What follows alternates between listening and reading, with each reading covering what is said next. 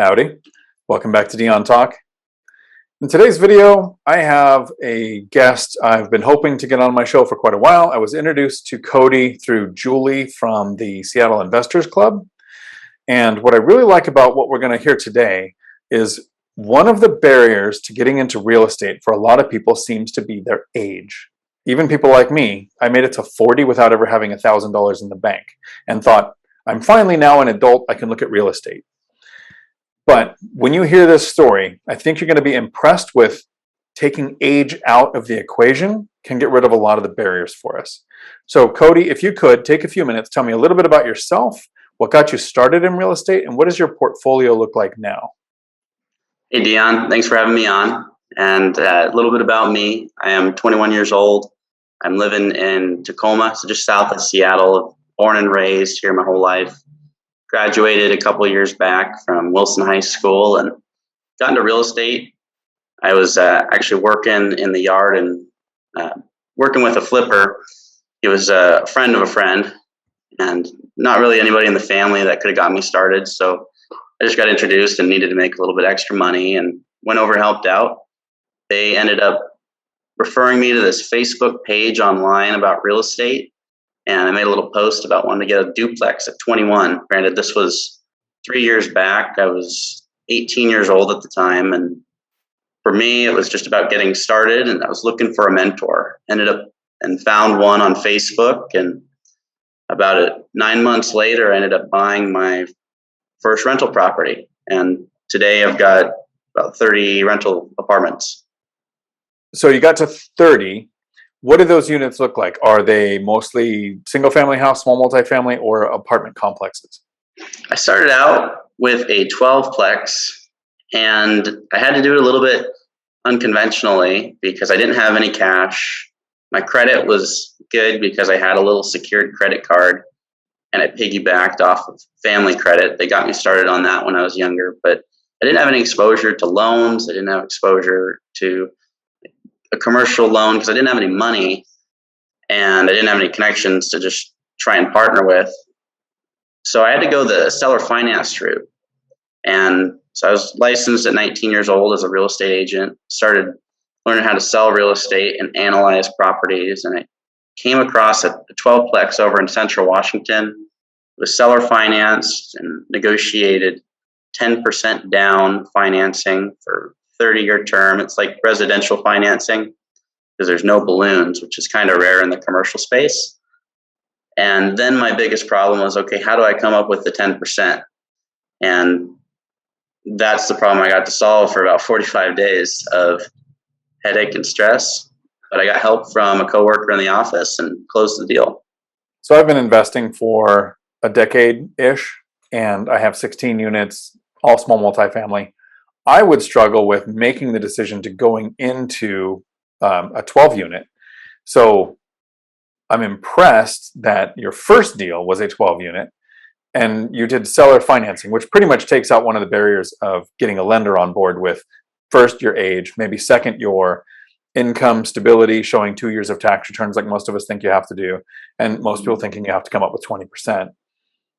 So you found the property in the middle of Washington State. Was it, and I'm sorry, you might have said this, was this off the MLS or off market, you said?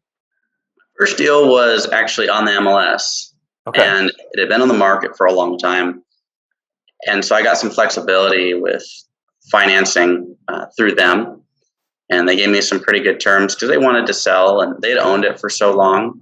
But when I looked at it, it had never gone pending. And so my thought process was it had sat there for 100 days. And granted, it was on the market for 1.5 years. So when they listed, it wasn't a super popular area at the time. It's done really well in recent years, but I'm guessing it was on the market for 100 days. Nobody put in an offer because it wasn't super competitive. And after that, people had a stigma of the property. So I went in and was able to scoop it up with no competition. So there's not that many properties sitting on the market for several days now with the things as hot as they are. And one of the problems we usually run into with YouTube videos is when somebody my age talks about a property we bought 10 years ago, everybody goes, oh, it must be nice because back then you could buy a property. You're not my age. This wasn't 10 years ago. This was just a couple of years ago. And not only did you get that first 12 unit by doing seller financing, and I'm going to have some questions on how that worked too. What does it look like going from 12 to 30 units? How did those next deals go? Yeah, so my second deal was about 9 months after that, and I bought that end of June 2020. That was another 12-plex. I bought that off market. That was seller financed as well. They wanted $120,000 down. I bought that deal just for stability. I bought it because I got help on the first one. I got that stabilized. It was kicking out a little bit of cash flow. I wanted to add more cash flow to reduce my risk. And so I bought another one. I raised the $120,000, this time with a little bit less help than the first one. And I worked on getting that stabilized. I've owned that for a little over a year now. It's been about a year and a month. And that has been my best performing property up until I bought my last building, which was a 6-plex back in March of this year. You kind of glossed over it by just saying you needed $100 and something thousand, so you raised the money. How does raising $100 and something thousand look when you are, at that point in time, not old enough to buy a beer legally, getting people to trust you and explain that you know what you're doing enough for them to put their money to work for you? How does that work? Well, in the beginning, it came down to asking for a lot of help. I had help from my mentor, Robert, who owns the building I'm actually in. This building he bought by raising the down payment, and the rest was seller financed. And so he showed me exactly how to do it. And in the beginning, I don't want to be a one-man show. And so I asked for as much help as physically possible so that I had a track record. And so the first deal, he completely did it by himself. He put me in a room with some of his investors, and he helped me pitch, and I botched those meetings really badly. But he spent a bunch of time coaching me through that process, and that was vital for me learning how to talk about money, because as a 19-year-old, I was not comfortable talking about money. I didn't get really comfortable until this year. And that was after I did my first deal by myself. But I had a lot of help on the first one. I had help on the second one. And then this third deal, now that I had a little track record, I could lean on that. And that's the key piece. Get as much help as you can on the first couple deals. And then on the third one, it gets much, much easier. And I raised the money all by myself. The third property I bought was a 6-plex. It was $90,000 down. And I raised all of that money over a piece of pie at Sherry's. Hopefully, you are making a YouTube channel where you could put out the information on how to communicate with a seller to get seller financing to happen. So I'm going to put a link to your channel in the description down below, because if you don't have one, you should. Can you give me a little bit of a teaser of what does it sound like when you're talking to somebody that wants to sell their property? They have it listed on the MLS. They probably don't have seller financing advertised in that listing on the MLS. How do you approach the sellers with the idea? Whether it's on the MLS or not, I just call them up and I let them know that I'm a buyer for the property. I'm already in the area, because for me, it's true. I'm only buying in one location, but I call them up and say, hey, this is Cody.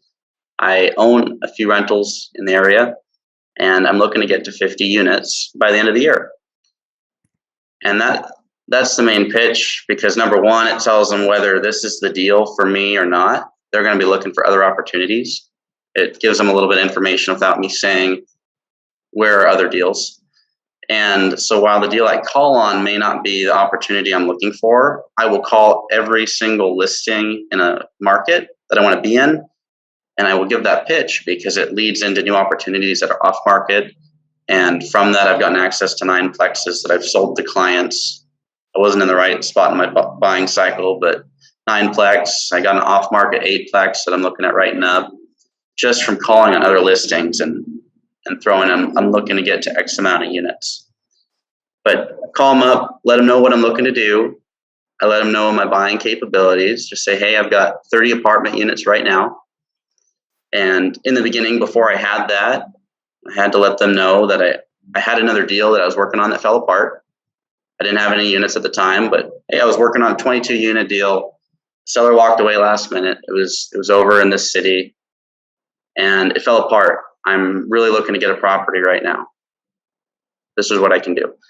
And I just trying to be as transparent and keep it as simple as possible. Yeah, I'm definitely a fan of the KISS principle. Keep it simple. Yeah. You get the seller on board with seller financing, and you raise the money from other sources. These other sources for the 10% down that you were doing, is that something where they then have ownership of part of the deal, or you are borrowing the money like hard money with an interest rate to return to that lender? I like to keep it super simple, and so I don't give up equity. I structure it as a loan. And the way that I make it make sense to the investors, and the way that I've been able to raise money today that makes it easier to get over the age piece, because I'm younger than most of the people they're lending money to, if not all of them, is I just buy good deals. I don't compromise on good properties. So the last building I bought, it was a sixplex. It was off market. It was $380,000 here in Washington, which was a great property. It's in Moses Lake, and I got the property for $380,000. The seller had offers for $440,000, close to $500,000, but he's already making more money than he knows what to do with. He's developing 196 units right now. This was one of his older buildings. It was a smaller building, and he didn't need the money. And I'd already built that relationship with him, because my original pitch was, hey, I saw you own these properties. I can't really buy them right now. I don't qualify for financing, but I'd like to learn how you did this. Can I buy you lunch? And so I got to build the relationship with him. And that's been my go-to pitch for getting my foot in the door with these people. And I learned that he did it with seller financing, 10% down. And that's how I got the opportunity. I asked for him to do that to me and with me. And so he financed it, but he had other people bidding more. But I got the opportunity, $380,000, and the $90,000 down takes the debt, the loan I owe him, to $290,000. The building was worth $500,000. So I've got $210,000 worth of equity. If the person that loaned me the down payment, if I default to them, they get to take the property. And so they would double their money and then some right away. And that's how I've had to structure. That might have been a little too complicated. That's good information. It's a lot to process, even for me. So I'm trying to come up with the questions that people would have, I think, if they were able to do this as like a live interview. So you're financing the down payments, you're seller financing from the sellers, you're building the relationships to find out about the deal. So a strategy I use is when you make an offer and the seller says, the listing agent says, we've accepted an offer, I always come back with, great, if that falls through, please put me in second position. So very microscopic form of building a relationship with a seller. But you're building a relationship to possibly get other deals that they have on their books that they might not want. These are commercial, so I'm just guessing, but you probably have a really good format for increasing the NOI. Since I invest in residential with 30-year fixed rate loans, the prices of my properties is based on comparables. As the market I'm in goes up, the value of my properties goes up. What are you doing to increase the value of the properties that you're acquiring? First thing I'm doing is learning the math. I'm going to be putting out a video on my YouTube since we last talked. I'm starting to kick that thing up again. But I'm putting out a video next week on how to make your first $100,000 with a sixplex. And the simple math behind it is, if you can raise rent $83 or decrease expenses by $83 a unit on a 6% cap rate, you make $100,000. That was the only math that I had to figure out for me, because $83 times 6 units is about $500 a month. $500 a month on an annual basis is $6,000 in new net income. And on a 6 cap, that's a $100,000 valuation. And that's kind of how I think about how much money I can make on a deal like this. Notice I bought in sixplex units. So I bought 6 units, I bought 12 units, another 12plex. If I can raise rent $83 on the 12plex, I make $200,000 on a resale. And when I'm looking at opportunities, I just have to value how much I can reduce expenses or increase income and still be within that marketable rent and if I can raise rent $166 and it's still under market, which I've been able to do on a lot of my units, I make $200,000 on the 6-plex and $400,000 on the 12-plex. So I just had to start and learn the math. And once I understood that, I just had to figure out how to do it. I look forward to you putting that video out. When you do, can you send me a link? Because what I'm going to do, when you break down things like how an NOI works and how increasing the rents or decreasing expenses to increase that NOI can greatly improve the price, the value of a property. I think that's something that's going to help a lot of people look at commercial. It's something I've never done, so I'm glad you're here because it's something I couldn't share because I haven't done it, but I can because you're here. And when you send me that video, I will share it in some Facebook groups because for everybody listening, the best compliment you can ever give to a content provider is to take a link to one of their videos and share it in a Facebook group that you think could benefit from that information. Kind of like my binder strategy, where someone like Cody could take a strategy that gets the tenants to request a rent increase and apply that to commercial and have them ask for their rents to go up, which increases your value by these hundreds of thousands of dollars that you're talking about.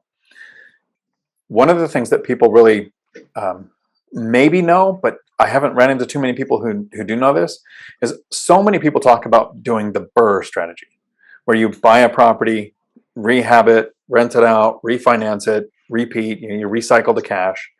The BRRRR strategy actually came from people doing what you're doing in the multifamily world. You buy an apartment complex, improve it to raise the rents to increase your NOI, to create a ton of equity, and then take that equity out and rinse and repeat.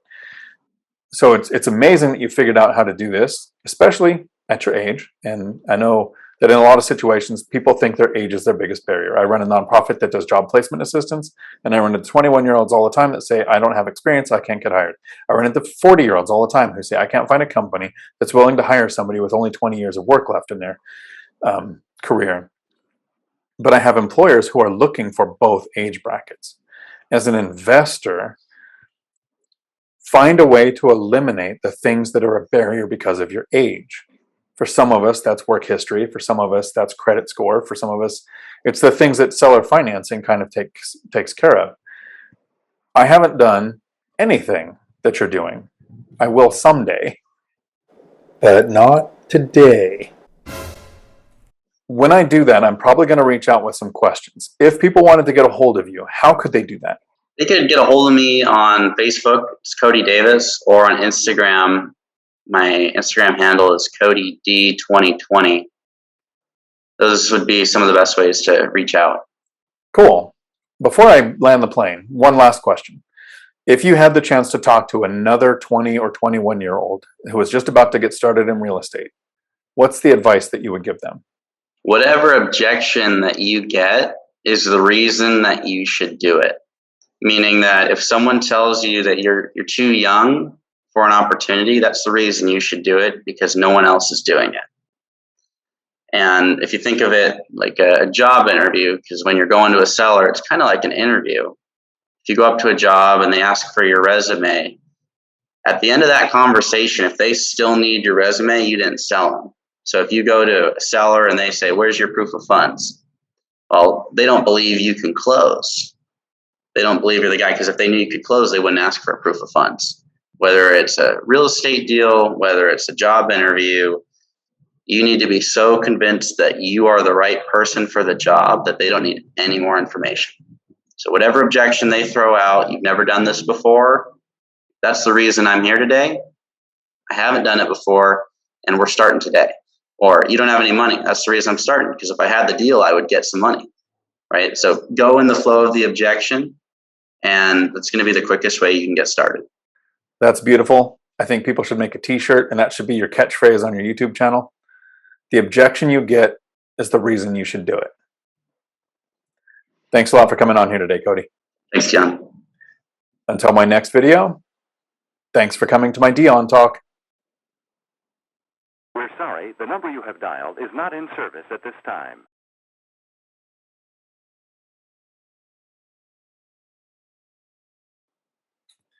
Cool.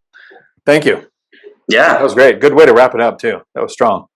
Thanks. I wanted to get that out there, but you introduced it and I was like, this is perfect. It's so important though, whatever the objection is. You've never done it. That's the reason I'm here today. Get started. You don't have money. It's like, well, if I had the deal, I would have the money. That's the confidence that's gotten me through all these properties. So is that something you heard in a class or a course or something, like from Kris Krohn or? That's from Cardone. That's yeah, from Cardone. I'm a huge Cardone guy, and that's why I'm looking bigger. Like this 38 unit that I'm under contract on, I'll still be $150 under market rent, but I can raise everything $250 because they inherited this property, and $250 on 38 units is an extra 10 grand a month in net cash flow. And on a valuation, that's a $1.9 million value add just by pushing rents still below market. So that's why I love this multifamily stuff. Multifamily is great. One of the things I really like about real estate in YouTube University is what we can expose ourselves to. My brother reached financial independence by buying 10 properties. You met him the other night at the Tacoma Phi meetup. And he has 10 paid off rental properties. He'll never work again. He's been traveling, having a lot of fun. But whenever I talk about buying a small multifamily, I say the amount of money that I invest is going to get me at least a 10% cash on cash return. So I want to invest enough money so that 10% buys my freedom. And then I run a couple of numbers by on some properties. And he was stunned because I could do it all in my head. But I've been exposed to so many, how do you run the numbers? And I'm calculating apps and everything that to me, it's kindergarten simple. Mm-hmm. He's never had to think that way. So to him, it seemed like I knew something, even though he reached financial freedom way before me. You have the thought in your head of the objection you hear is the reason to do it because you exposed yourself to somebody like Grant Cardone. And the other things that you're doing, like, how do I get my NOI to go up this much to get this much of an equity build, is just in your head because of who you're exposing yourself to. So think about all the people who are not even on YouTube, that are just listening to music and planning to work for the next 45 years to hopefully retire on Social Security because they want to open up their minds to information like what you're trying to soak in. It's crazy. And I mean, the most important piece of all this is just being confident in what you're doing. And that's why I try and tell people all the time. It's like, you just got to acquire information for certainty, not just for having the knowledge, because when you're certain, you can go fast. And I kick myself still. I missed out on a 16-unit deal that would have put me at $100,000 a year cash flow a year ago. What's awesome is the people my age, all of the investors I know that are my age, wish we started sooner, or wish we didn't miss a deal. It's kind of cool to meet somebody who's 21 who's like, if I just got this one deal right, I'd be so far ahead of where I am now. I don't think that goes away. I don't think it'll ever change. We'll always be thinking how we could have done it better. You're still killing it. Yeah, not the best video quality. We'll get better. But he went the college route, the corporate route. He's 29 years old. He's got 2 duplexes. He and I are going in together. We're both throwing the same amount of money to buy the 38 plex. And we will both be financially free from that one building because it'll make us each 7 figures. It'll cash flow 12 to 14 grand a month once it's stabilized. So we split that. But financially, we're in the same position as far as money goes. And so we did a comparison side by side of benefits of the corporate route versus having I've never had a W-2. So we got to go over that, and it was kind of fun.